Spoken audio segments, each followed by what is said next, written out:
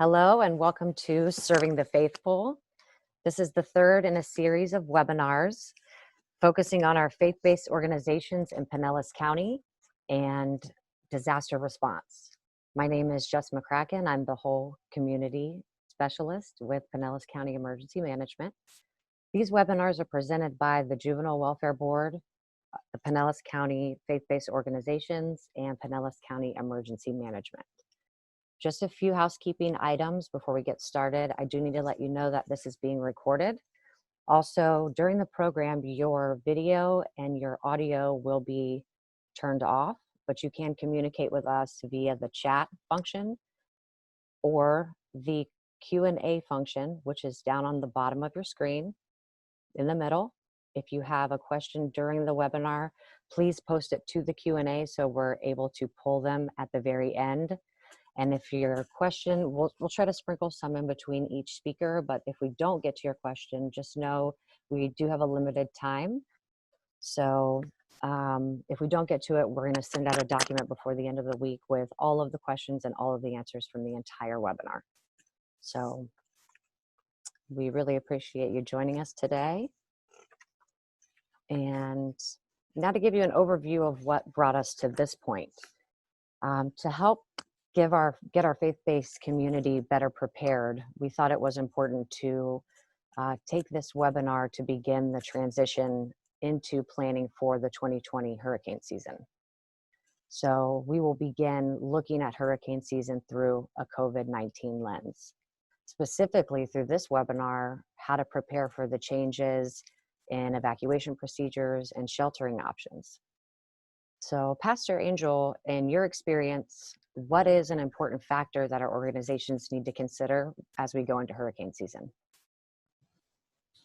So first of all, you want to keep your organization contact information up to date with the Pinellas County Emergency Management, so you can receive notifications and important information as we move along during the process.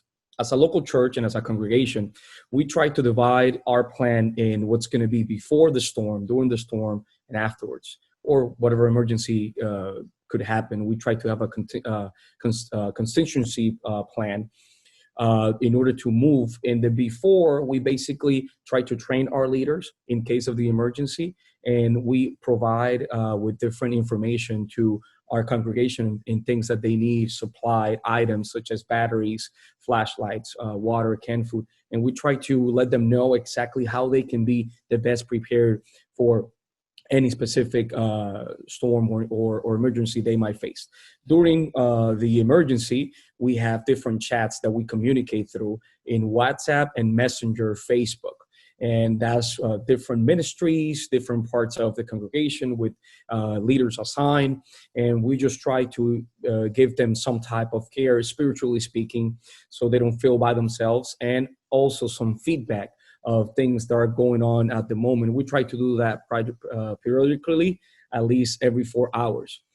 And after the storm, of course, we do an inventory through the same communication outlets. We try to assess the necessities of our congregation and move from there based on the priority of our constituency. This means that we try to deal with the elders first, single moms, so on and so forth. In that aspect, try to make sure that they are well taken care of.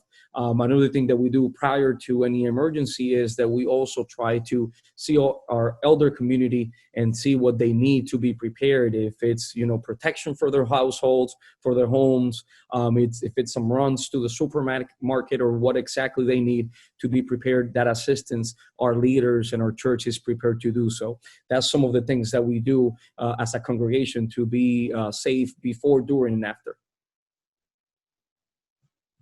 You're mute. Those are all great points, and I especially like to focus on the communication plan.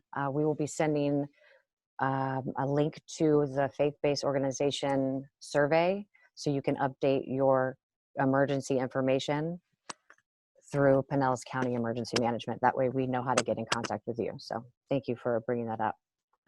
Next, Mr. Joe Borges, who is the operations manager with Pinellas County Emergency Management, will walk us through evacuation zones and procedures, as well as what changes we should anticipate with the added COVID-19 element. Joe?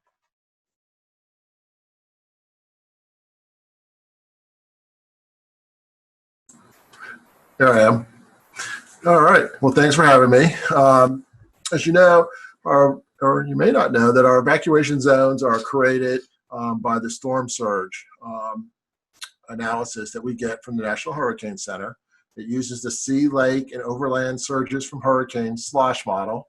And then we take that analysis and we overlay it onto the county on our parcel base, and we assign the evacuation zones by category. So if you're category 1, that equates to evacuation level A, and then 2 to B, C, D, and E. And we assign those out so that our residents know what their evacuation is. So that it's easy when we make an evacuation call and we say a B level evacuation. We actually mean A and the B zone. And we've assigned that out to each address in the county. That also includes all the mobile home parks as well too. They evacuate at all levels.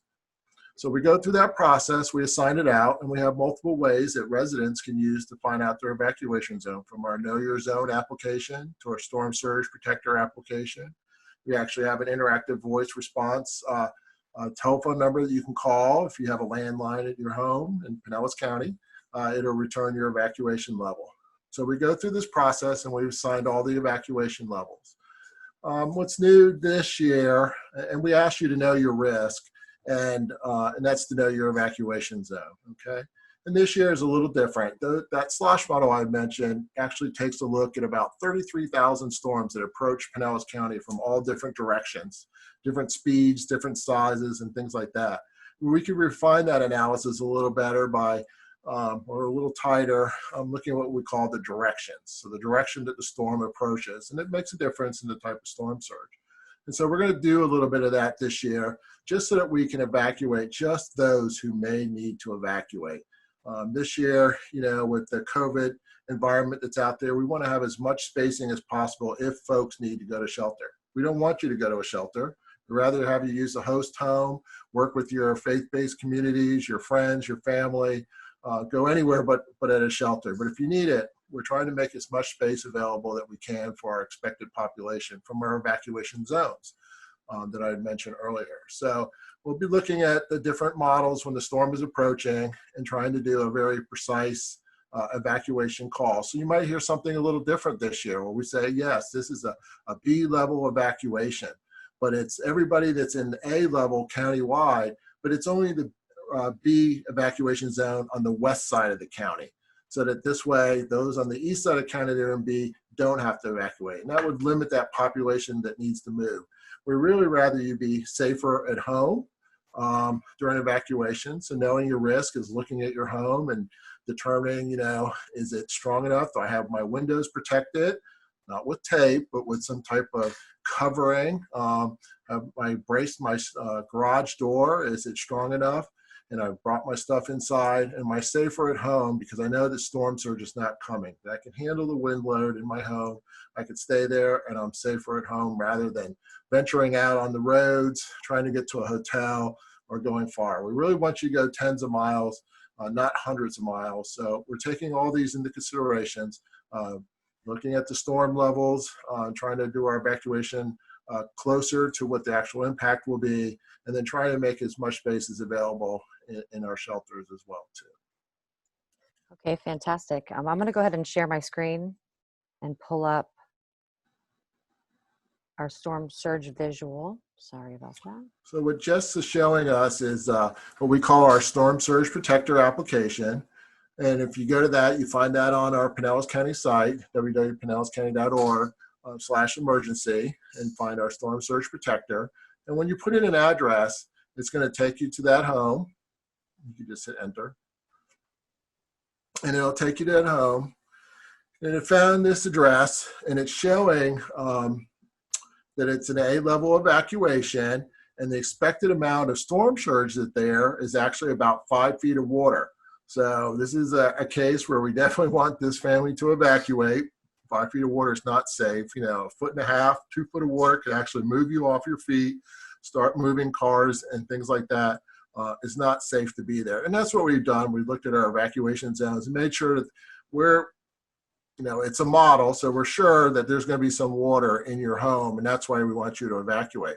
If you show the blue button, Jess, that shows the neighborhood impact, this is an aerial view looking at, that's what we call the depth rasters, and it shows you how deep the water will be. And that's 3 to 6 feet of water all throughout that neighborhood right there, based on the model.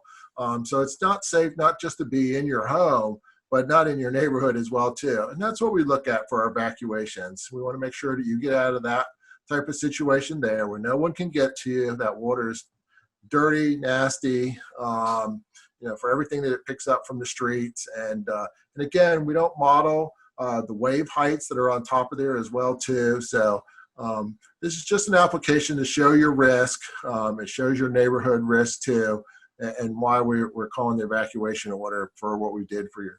You can go back to the show parcel as well too. Okay, so that's just one application so that you can know your risk and take a look at the storm surge that could impact your home there as well too, just by putting in your Pinellas County address. Okay, well, thank you so much, Joe. Now we've learned about how we can find our evacuation zone and what our evacuation zone means. And we're going to hear from Mary Burrell next to tell us what our options are if we are ordered to evacuate. Thank you, Jess. So if you are ordered to evacuate, and if you are in the zone that is in the evacuation order, please do go because people like Joe are sitting there and they're studying these things, and they're not going to tell you to go if you're not in danger. So do please take that seriously. You do have options. Our first recommended option is to go to a friend or family's home that is in a non-evacuation area or in one of the zones that aren't included in the evacuation order. So if you're in evacuation zone B, for example, and we're calling an A and a B, you can still go to a C, D, E, or non-evacuation home. That is really your best bet, because then you can go and be a little more comfortable. You can go with people you either know or that you trust. It is the best option. We say, go tens of miles, not hundreds. Sometimes the best evacuation route is like 15 minutes away to your friend's house. But always keeping COVID-19 now in mind this year. It makes things a little bit different for us. So if you're going to a host home, you're going to stay with friends or family, or if you're in a non-evacuation zone, we ask you also to think about if you know someone in that house there, which happens to be mine. So yes, please come over so that you're safe during this storm. But keeping in mind, like if I have a two-bedroom house, I might take my whole family and put them in the one bedroom this year, so that the family I'm having over could then go in the other bedroom all together as a family unit to try and keep things more separated, and talking about face masks, and if you're going to be sharing the kitchen, how you're going to sanitize the restroom facilities in between using them, that sort of thing. It's just going to take everything that take a little bit more planning this year. Of course, you can go to a hotel or motel. If it's in, just make sure you look up the property and make sure that it's in an non-evacuation area, and that it's also safe from wind. If it's in Pinellas County, ride by it. Make sure it looks sturdy, that it's going to be safe, even if it is high and dry. And of course, you can go out of town. We're never going to tell you not to, but if you do, please go early to avoid the rush. Airports close, and this year especially, considering other states may not be as safe in other ways. But always bring in those face masks and the sanitizers with you, because there's places that you can't even go out on the street without a face mask, never mind into businesses, and probably at that point a lot of hotels were required as well. So we don't recommend that option, but if you do, please go in plenty of time. And the other thing is that a lot of people don't have friends and family in this county, and they don't all need to go to the public shelter, though. The best thing that I think an organization, a faith-based organization, could do for its membership is to do a host home program. And what this is, and let me just share my screen to just show you what this would look like. Now, this is not a government program. This is not our program, but we do provide the tools for you to set one up. So say you decide to do this for your congregation. So you would take this and you would give everybody these questionnaires. Basically, it has information on it and whatnot, but there's, Jess, you're in my way, got a little window there. But it has forms and stuff that you would pass out. And it's basically asking people, if they're evacuation zone, do they need a host home? Or if you're in a non-evacuation area, if you're willing to do this. And it's a questionnaire and inventory of your family. Do you have kids? Do you have pets? Do you smoke? That sort of thing. And then this person, this manager, would take these different forms and go through them and literally match people up, because you don't want people who have an allergy to cats to be with people who have 10 cats. So, and with kids and all of that. So they actually match them up. And then they'll put them in touch with each other. And it's up to them at that point to get together. We used to say go over your house and talk, so maybe you have a Zoom meeting or something now. But, to get together and then make your plan about who's going to do what and, how you can help each other and the sleeping arrangements and all of that. So it's really just a matchmaking, if you will. But to me, for people that I don't have family personally in this county. So for people who do not, I think this is a great service, and it helps keep more people out of the public shelters. And doing it as in an organization, it's not like they're total strangers, even if you don't know them. If they're a member of your faith-based organization, there's a trust element there, because that they're, you just trust it because you're a community, even if you don't all know each other. So that's the host home program, and that is online, and Jess will likely send you a link where you can find that. Yes, I was just going to let everybody know that we will be sending out a follow-up document with all the links to everything that we're talking about today, as well as a couple of other ones that we'll go through a little bit later. So we have with us today Jane Levy from the Calvary Church Lutheran in Ruskin, and she is with us today to discuss a host home program that she personally set up within her organization. Jane, let me start by asking you, how many members do you have at Calvary?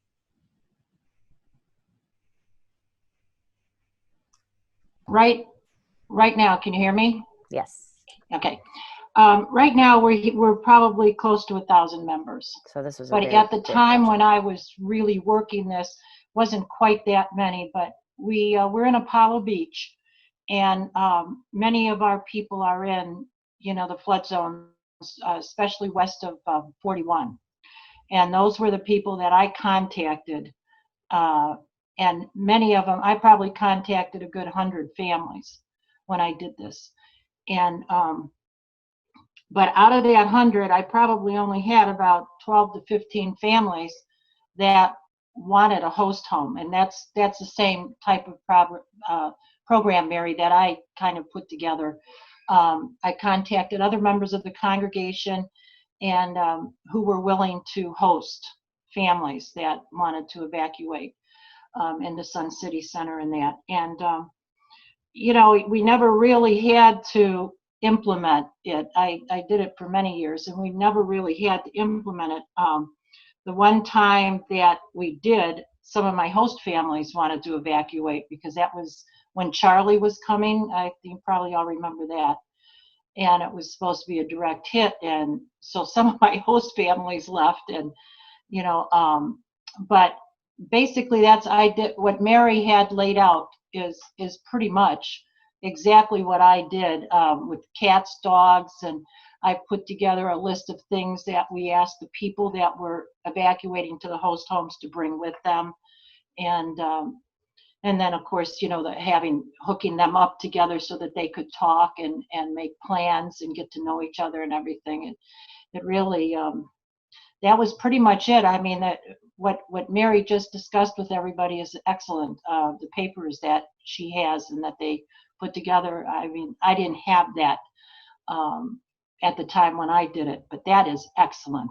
So I was going to say, it sounds like you did it a little bit more kind of on your own or old school. If you there will. was, yeah, we didn't have, back when I was doing it, we didn't have a lot of the social media platforms and that. Now, we've just moved into a new facility, which is a little bit farther away from where we were before. So we will be working, I will probably be putting together a team to look into this and start putting things together. And I'm going to use some of your resources, Mary, because that's excellent. That's, you know, so we're in a little different situation now. So we'll be taking care of that really soon. Well, thank you so much, Jane, for joining us today, and that was very insightful. I appreciate that. Thank you. So next we have Mecca Surfastini, who is our Health and Human Services Program Lead with Pinellas County Emergency Management. And she's going to lead us through sheltering and what changes we can expect for the 2020 hurricane season. Mecca? Thank you, Jess. Thank you for having me today. We have been working diligently to review our sheltering program to take COVID-19 into consideration and social distancing guidelines. What I've done is I've taken a look at every single room in every single one of our shelters, and we've used the American Red Cross recommendation of 60 square feet, and I've divided all of those rooms into 60 square feet pieces. And then we do recognize that families, households don't need to social distance from each other. They just need to social distance from the next family. So we've set up a system where, depending on the size of your household, depends on how many of those 60 square foot spaces you will be allocated. Now, something different we're doing this year to help control that space is everyone that checks into a shelter will be assigned a room to take shelter in. And that helps not only the shelter staff, but the resident maintain control of that space. And it gives the residents the means to social distance from that next household. So very different this year, especially if you went to a shelter in Irma. You're going to get there and register in. You'll be assigned to the room, given a wristband that tells you what room you're assigned to. And we are going to be doing temperature screenings as well. So you'll have your temperature taken, you'll be assigned a room, and then you'll go into your room where you'll be able to take shelter. As Mary and Joe both mentioned, this year, you know, with the COVID environment, especially those that are vulnerable, especially vulnerable to the COVID, the host home program is definitely a stronger emphasis on this year. Not only within your congregation, but if you have business owners within your congregation, in encouraging them to do this for their employees. And it spreads that throughout the community. So you're not only helping your congregation find a solution that's not a public shelter, but you're spreading it beyond your congregation out to the rest of the community. Absolutely. Well, thank you so much, Mecca. Let me ask, if you were to have a temperature when you get to the shelter, what special handling is going to take place, or? Well, we are designating areas of the shelter we would definitely not be turning anyone away from a shelter. Our priority is safety. But we will have designated areas, and we are exploring non-congregate shelters, but it is still an idea right now. Gotcha. All right. Thank you so much. So, Mary, what can I do, and what's my best first step as a faith-based leader to keep my members and my organization safe during hurricane season this year? Well, as Angel said right in the beginning, I mean, planning is the most important thing.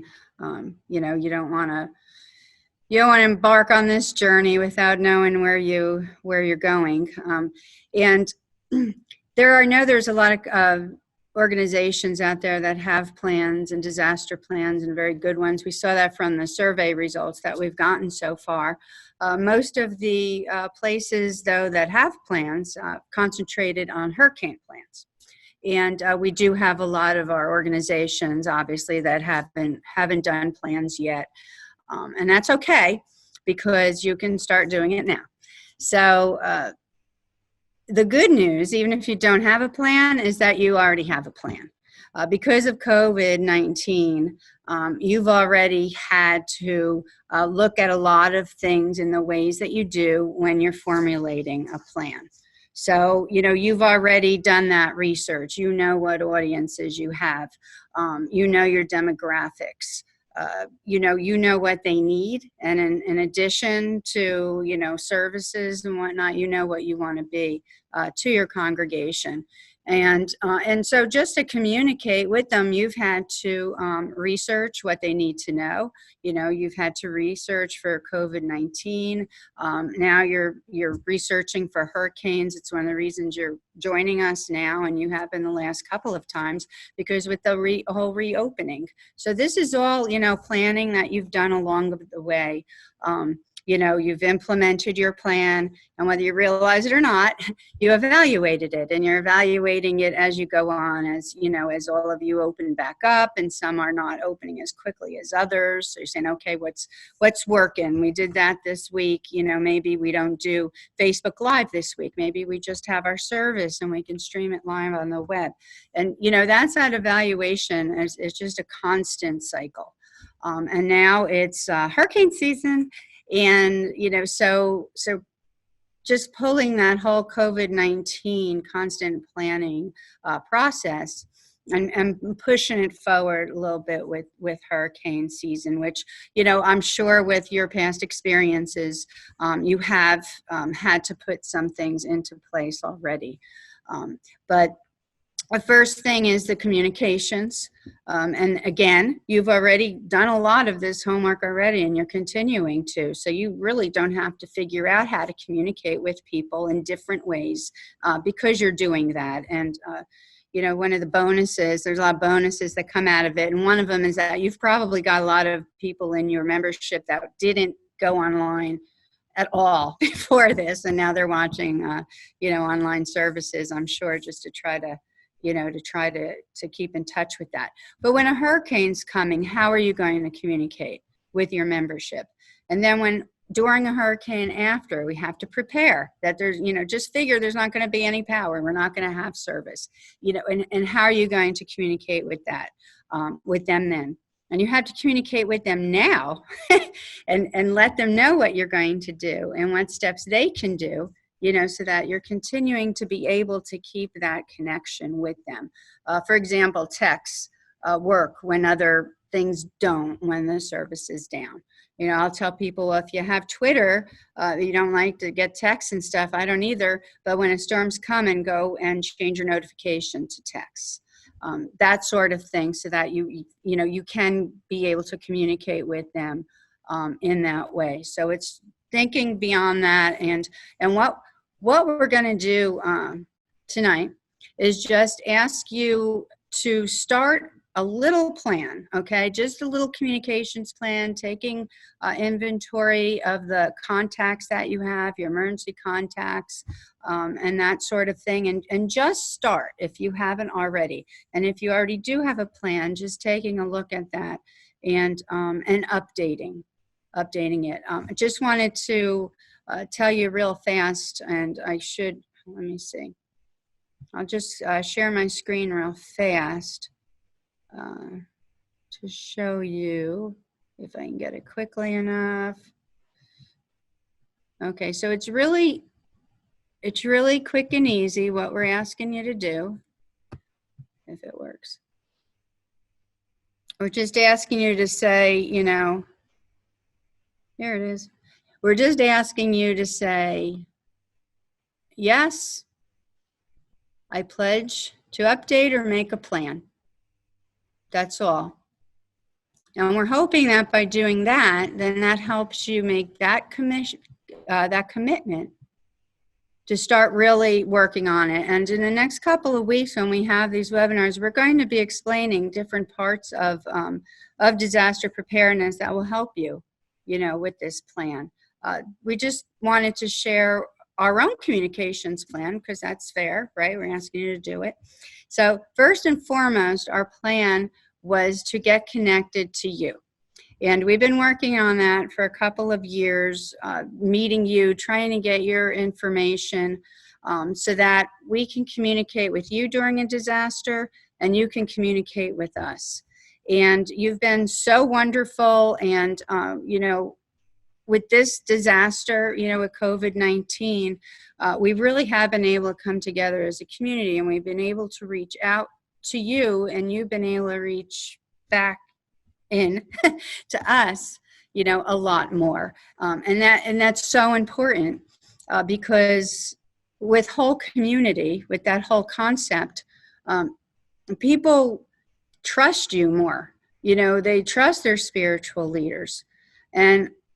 And number two, you can get good information from us, not just what the media has room or space to tell you. So if we can give you our good information, our good official information about what's going on at the time, then you can take that and you can share it with your entire membership and your network, and you give them the information that you feel they need in the way that you feel that you can give it to them. But at least you have that to work with.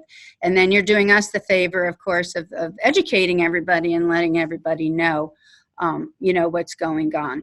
So that was our first plan. And we use a program called Everbridge. And that is where we're putting that information that you're giving us. And when we get a phone number from you, a cell phone, we also have the ability to text you through this program. So if that service is down, we can text you important information. Right after Irma, we had, the power was gone, and we had a lot of people that were without power and without air conditioning, and many of them were older and vulnerable. And I had a list that JWB had been working on, and I just sent out an email blast. And I think a lot of people didn't get it because they didn't have service, but it was to our faith-based organizations in the county. And I had such a great response back. A lot of people that had power opened their places up so people could go and get cooled off. A lot of people wrote back, sorry, I don't have power, but I'd be willing to, to do something else. So just imagine now that we have all these great contacts. And as you finish up that survey and give us your contacts, how much more powerful we are together. And so that's our communications plan. And with your communications plan, it actually ties together. So it helps everyone out. So that's that would be my first step, would be to get that plan going and starting with the communications and helping to prepare your congregation. Mary, can I jump in a little bit? Absolutely. To send those texts, we really need folks to sign up for Alert Pinellas. Yeah. That's how we get the wireless information to be able to send you the text. So you can put up to 5 locations in Alert Pinellas. So you could put your church, you could put your home or your business. What that allows us to do, if there's something happening in that neighborhood where those locations are, we could send a geo-targeted message to you saying that, hey, this address is an evacuation zone, but maybe your business is not. But we need them to sign up to be able to send them that text message. We do have everybody's landline because that's public information. We're able to get that and send those type of voice to, or text to voice messages out. We have our wireless emergency alert that we could send out as well too, where we don't need a phone number. That just goes out by the cell tower and shows up on your phone. So we have a lot of ways that we can communicate, but the text really helps if people sign up, because then they could sign up for different weather alerts, right, too. Everybody gets the tornado alerts, but they don't always get they want the hurricane watch or the hurricane warnings and different things like that they can choose to sign up for as well, too. So it's a great service to stay connected with the trusted source, which hopefully you trust us, Pinellas County Emergency Management, to give you the right information about what's happening. That's definitely a great point, Joe. Mary, can we go back to your the pledge to plan screen? It was cut off and kind of hard to see. Oh, okay. Just want to make sure folks can see what it looks like. Can you see it? Yes. So it's very basic, just name, email, phone number, and then your organization or business name. And then it'll give you your selection down here. And that's it. And you're just basically pledging to plan for the 2020 season and or update your current plan. And along the way, if you run into anything that you need more information on or may be specific to your organization and it's not a resource that we currently offer, you can always reach out to myself or Mary, and we're more than happy to see if we can provide you something we already have or at least get you in touch with the right person to do that. So. Hey, Jess, can I ask a question? Sure. There was somebody that was asking me earlier about special needs. The special needs, like what is that? And what do we do for these residents? Right, we had somebody ask about special needs and pet-friendly shelters. If Mecca can. I can speak to that. Sorry, I was just getting unmuted. We do have 3 special needs shelters in the county. We do plan to open these in every evacuation level. You don't have to register to show up at the special needs shelter, but we do require you to register if you need a transportation assistance. Now, we do recommend you go ahead and register just so that we can plan for the staffing, the logistics. It helps us better serve you if we know you're coming in advance. You can sign up on our website, or you can call our office and we will mail you a form if you prefer to do it by paper. We mail those out weekly. And pet friendly, we do have pet friendly shelters as well. If you remember during Irma, the pet friendly shelters filled up pretty quick and we had to open a unplanned location. So we've actually moved our pet friendly shelters to larger locations now. Where they used to be at middle schools, they're now at high schools that have a lot more space on them. So our primary pet friendly shelters this year are going to be Gibbs High School and Largo High School. Because they have a lot of space on those campuses. And those you do not have to pre-register for.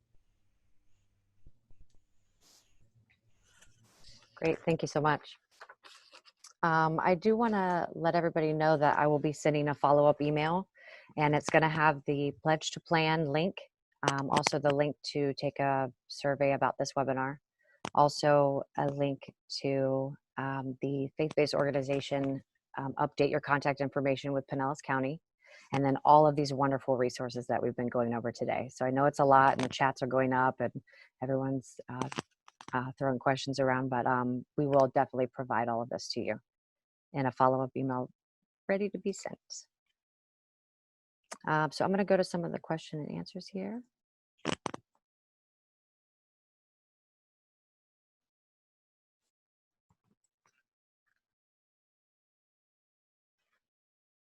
Nope, no questions and answers.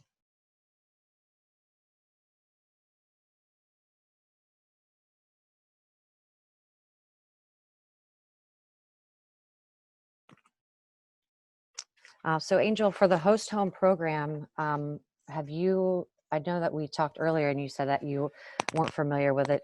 How much do you think that would be received by your congregation or your organization in terms of trying to set that up? And we'll definitely take a look into it and see how we can be helpful to our community through it. And of course, it will be a matter of checking our building too and the capacity of our buildings. But honestly, our church, in anything that we could do to help out, we're more than willing and to put it on the table. Exactly.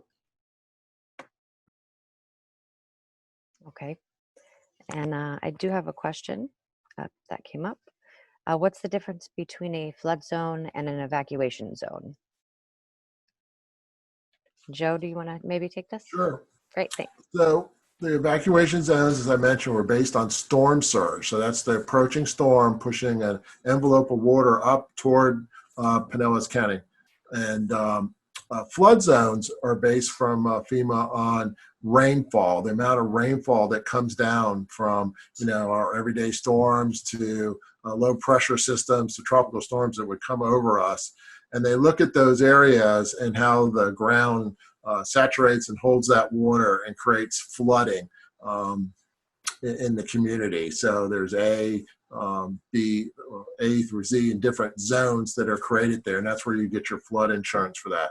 And speaking of flood insurance, it takes 30 days to get flood insurance. So now's the time to go ahead and sign up for flood insurance. And unfortunately, if you do get storm surge, even though you're not in a flood zone, they do consider that flooding. So while there are two different mechanisms of how the flooding occurs, the flood insurance does protect you for both if you sign up for that. Obviously, it's a little more cost effective if it's just storm surge than versus flooding from rain, but it's something to check out and consider in your preparations for your home protection is flood insurance. Fantastic. I do know that if you're in a standard flood zone, which would be what you're talking about, Joe, cover you probably in the flood and the storm surge situation. But if you're if you're in a voluntary flood zone, as it would be known, it's relatively inexpensive to go ahead and secure coverage on that dwelling. And you don't necessarily have to cover your contents. You can just cover the dwelling if you're just looking to protect for hurricane season. And renters can get rental insurance for their household items as well too. It's something to consider. Absolutely. Mecca, we have a question about shelters. Do shelters take snakes? Primarily, we take dogs and cats. Okay.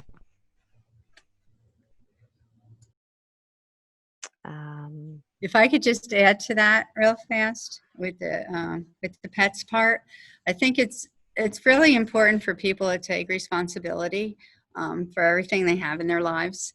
And a part of that planning beyond communications, now you're going to look at your entire family, and we'll talk about that probably later on. But one of the things you have to think about are your pets. And if you have an exotic animal other than a cat or dog, you do have the responsibility to make a plan for him or her, as well. And, in Florence, some people actually left their pets behind. I mean, that's a terrible thing to do. Don't take a turtle and let him loose. That's not good for them. It's not good for the habitat, and other kind of animals could be dangerous. So I really feel strongly that people need to take responsibility for all of their critters and make sure that you get like a month or two worth of food too, if it's a turtle or a snake, because I don't think those specialty stores are going to be opening right afterwards, as quickly as a grocery store might. Seriously. So, cat or dog, pet-friendly shelter, that's great. But you have a lot of other animals in this area that, so please provide for those as well. Thank you. And Mecca, I think that you might be able to address this, but someone asked, what if you have no transportation or you have transportation issues? In Pinellas County, we do consider transportation disadvantaged a special need, but only if you live off the beaten path of the PSTA routes. So the PSTA routes, when an evacuation is called, do become free to residents, and they stop at the nearest shelters. So if you live near a PSTA route and an evacuation is called, you can hop on that bus and it will take you to the closest shelter to your home. Now, if you live too far or you are elderly and have access needs that you can't get to that bus stop, then we will allow you to sign up for the special needs program, and the county will arrange for that transportation for you. Oh, sorry. All right, now we got them coming in. Angel, as a faith community, do you help your older and vulnerable populations? And if so, maybe what kind of programs or what assistance do you offer? Well, during COVID, we were able to help them out with groceries and making sure that they stay at home as much as they can. Now, of course, as we move forward to the season of hurricanes and everything that we've been able to talk about, they're at the top of our priority. We try to make sure that they're safe, even in our plan before any storm or before any floodgate. We try to make sure, I mean flood, I should say, we try to make sure that they are safe in a safe place. If they're safe, then whatever they need, we try to make sure that we cater to them. As far as programs that we have in the church, we have specific sector for our seniors, and make sure that they're taken care of. And we have a vast majority of our members are seniors as well. So definitely they are at the top of our priority, and we try to make sure that everything that we do, we always think about them. And another thing that I wanted to share in regard to the older community is that we have a sister in our church. Her name is Carmen, and she is always trying to be involved in many things that we do. Of course, I believe she's 72 years old. Her age right now is taking a toll on herself, and she's not able to do the same things that she's doing before, but she still tries to do that, and she neglects the help from other people, physically speaking, of course, to walk and things like that. And it's funny, the other day, I was giving her a call and I was asking her how she was doing. I wanted to stop by, see how she was doing and everything like that. Of course, in the place that she's living right now, nobody can come in and out. And she was saying, well, Pastor, there is nothing we could do right now. I would love to help out the church, but nobody can come in and out of the church. So I was, and I'm not even lying, I was for about 2 hours with her on the phone, downloading an app, because through the app, she was going to be able to have better communication with the church, and we were going to be able to financially support her as well. And that's just trying to explain the type of priority our seniors are for us, that, whatever time it needs to be taken to download an app and keep them in communication and relevancy with us, we'll do it. That's fantastic to hear.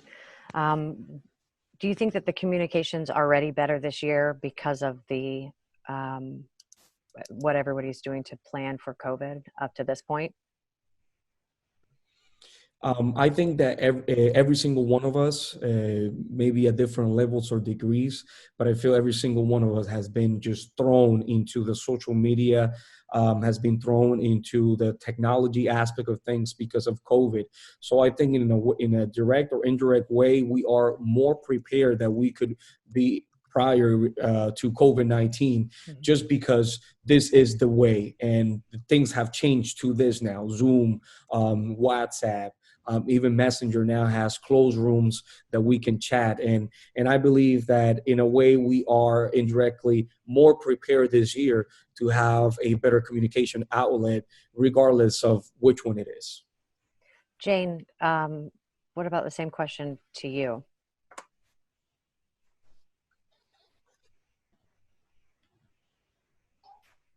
We have a huge senior population as well at Calvary, and we are very much an outreach community down there. We have a community cupboard that we serve probably about close to 500 families, and somewhere in the neighborhood of 2,000 plus individuals a week through that. And we also have an Angel Attic thrift store that all the proceeds from that go to providing food for the community cupboard. So we have a huge outreach.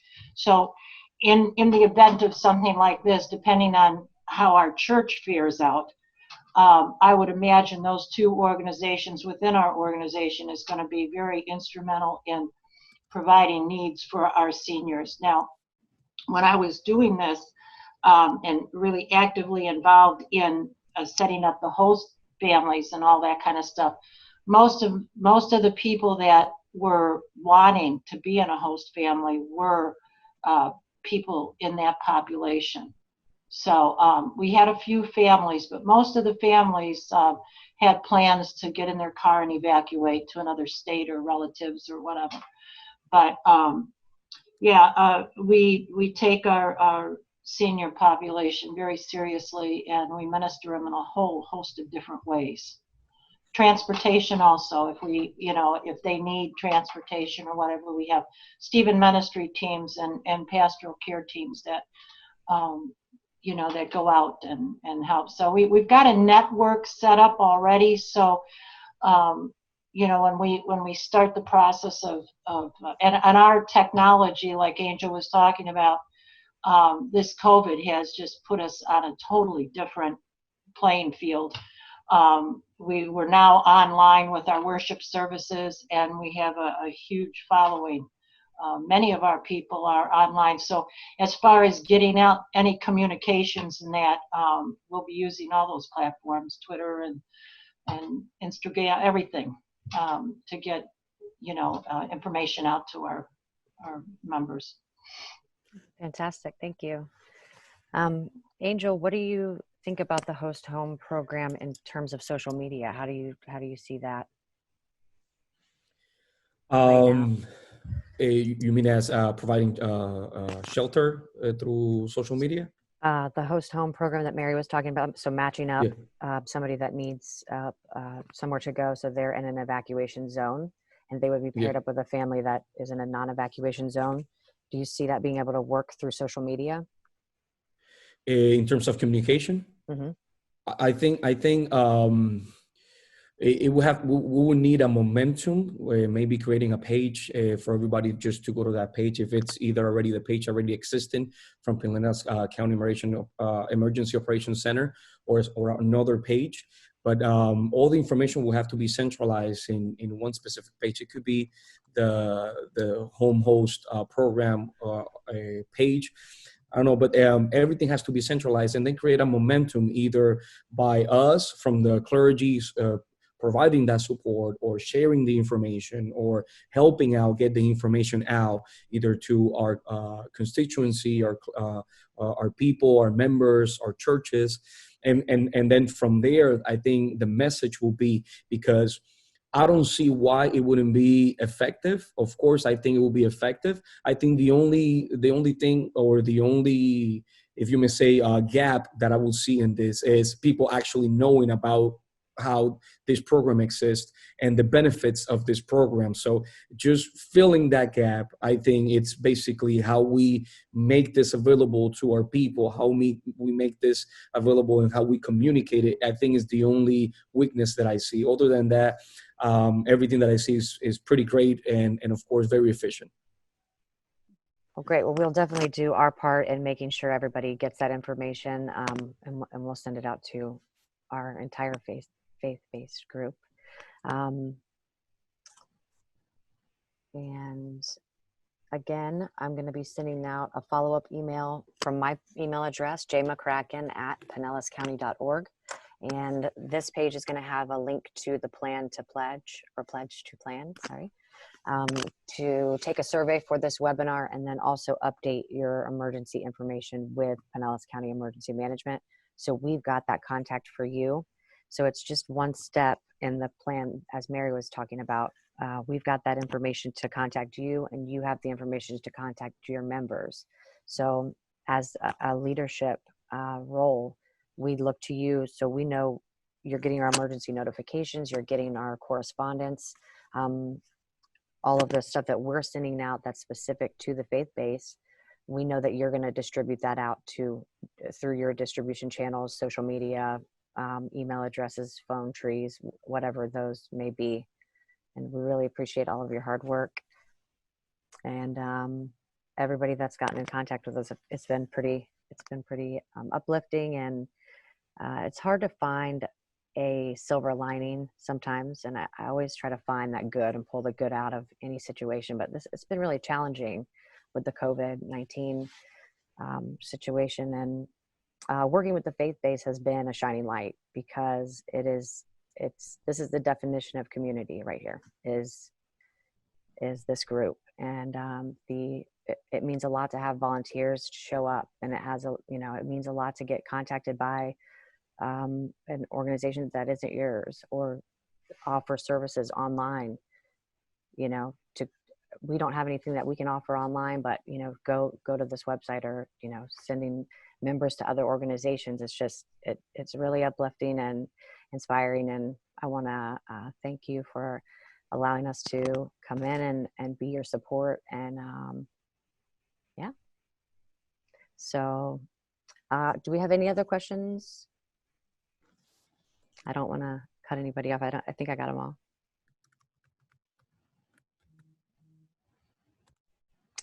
Oh.